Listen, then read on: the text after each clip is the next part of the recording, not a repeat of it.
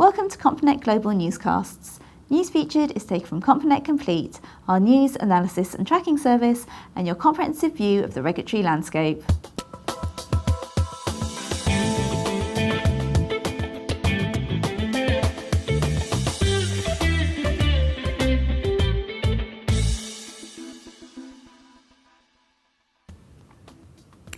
In the US, the Securities and Exchange Commission has censored broker-dealer V-Finance and barred its chief compliance officer from the industry as a result of findings that he failed to enforce procedures intended to ensure that all emails and instant messages were preserved.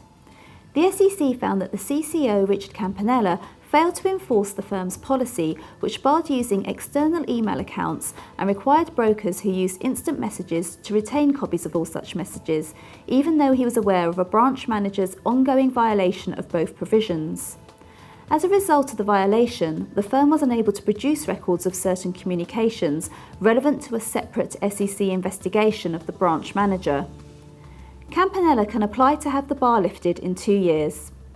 In the UK this week, firms are facing more intensive ongoing supervisory scrutiny of their anti-financial crime systems and controls as part of the FSA's continued crackdown on abuses in the market.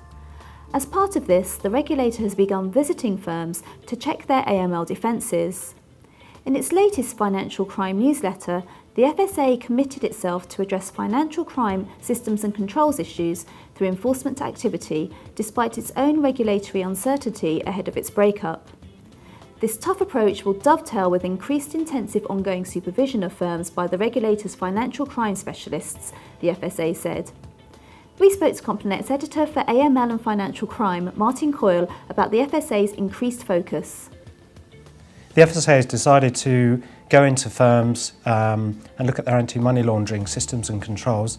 They've not done a thematic review on money laundering for the last couple of years. They've decided to go in, see if there are any issues at firms.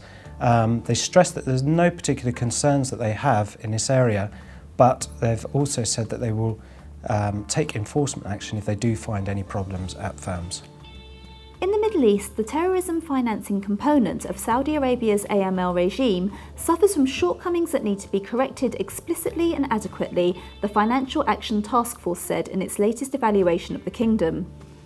Additionally, the FATF noted that the recent introduction of new business sectors in Saudi Arabia and the developing nature of related AML CFT instructions had a negative impact on the effectiveness of the whole AML CFT regime.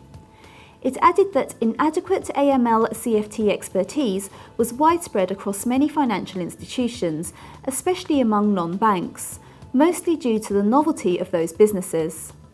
And finally, in Asia, Hong Kong maintained a firm grip on corruption last year, despite the uncertain economic environment, according to the city's anti-corruption authority. In its latest annual report, the Independent Commission Against Corruption said Hong Kong remained among the world's cleanest places in terms of corruption. The Commission mobilised all its energies to the discharge of its statutory duties, strengthening its efforts in the areas of law enforcement, prevention and education, said ICAC Commissioner Dr. Timothy Tong Hin Ming.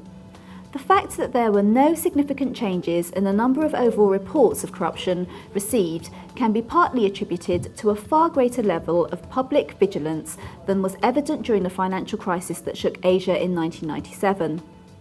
To read about these or any other stories from Complinet in more depth, please log into complinet.com or contact us if you would like a free trial. Join us next week for another newscast from the Complinet Global News team.